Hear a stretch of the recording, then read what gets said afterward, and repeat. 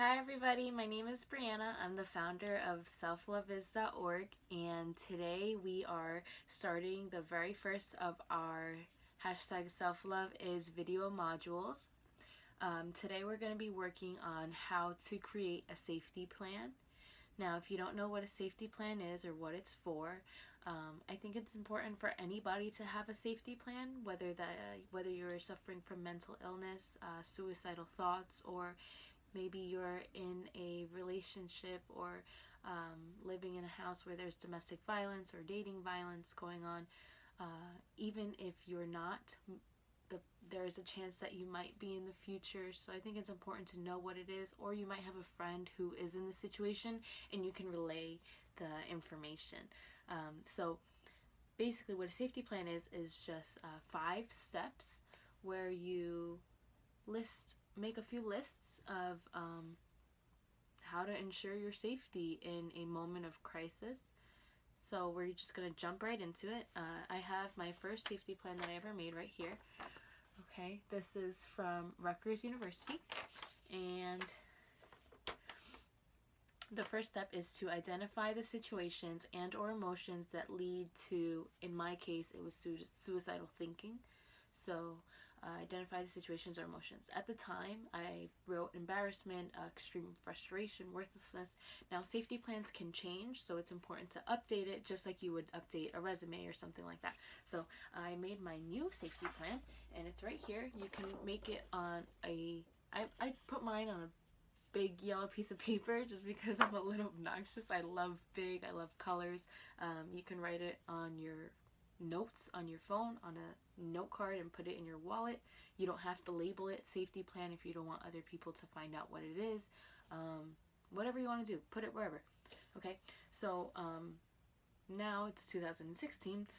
My identify the situations and emotions, betrayal, feeling not good enough, and also now that I'm living back at home, whenever my father comes home drunk is a big situation that can trigger me into feeling emotionally irregulated. Okay, step number 2 is coping methods without any assistance from other people. So identify some coping methods. I wrote sleeping, crying, eating, watching TV. These are things that'll either distract me or just calm me down in the moment. Number 3 is to identify friends or family members that you can call, and make sure that you include their phone numbers. So like I said, this can change. The people that I have on my list now are different from before. Not that I love them any less, but things change and life happens. So I have right now on my safety plan, I have my partner, my mother, and my best friend. Okay. Then number 4 is to put resources that you can connect with that are on your campus, if you live on a campus, or in your community, right? So for me, for example, I have the NJ Helpline. Each county has an emergency psychiatric center. You can put the National Suicide Prevention phone number, or you can go online and chat with them actually, which is what I prefer to do. And I have all these phone numbers either at the end of the video or down in the descriptions area, so no worries about that. You don't have to do all the research on your own. And then number 5 is to ensure a safe environment. This one is so big. Okay, so identify ways to make sure your environment is safe. So in 2014, I have don't keep pills around, limit alcohol use, and limit time at the train tracks, because back then I would oftentimes, when I was commuting to school, think about jumping in front of the train. So it's important to really think about, well, what are the ways that I would think about possibly killing myself, and looking at them head on, saying, I don't want to do that right now. I don't want to do that ever. And so what are ways that I can limit the probability of that happening, right? I'm not in a crisis time right now. I don't feel suicidal or anything, but there is still crisis in my home, right? So if my dad does come home screaming and hollering and there's fear that he might, I don't know, hit one of us or start punching holes in the walls, things like that, then it's important for me to lock my door to ensure that he can't come in. It's important for me to make sure that I bring my dogs with me upstairs. Or it's important for me to make sure I have my key ready if I have to go for a drive, right? And if you're in a dating violence or a domestic violence relationship, it's important to have a few friends that you can go to their house, no questions asked. It's just they understand you need a place to stay for the night and you go to that place. Or even if it's a shelter, an overnight shelter home for women or and women and children, things like that, whatever it is.